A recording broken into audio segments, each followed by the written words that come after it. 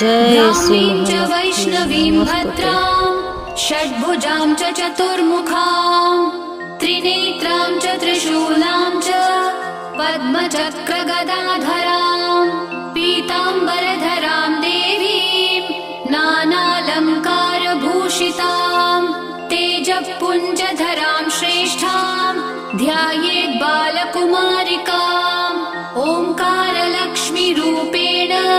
विष्णोर्हृदयमव्ययम् विष्णुमानन्दमध्यस्थम्